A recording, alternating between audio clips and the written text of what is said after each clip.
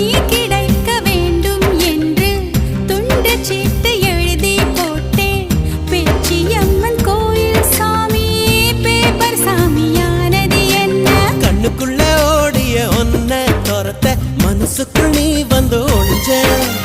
மனசுக்குள் ஒளிஞ்சிடும் ஒன்ன பெறட்ட உசுருக்குள் நீ மெல்ல நுழைஞ்ச.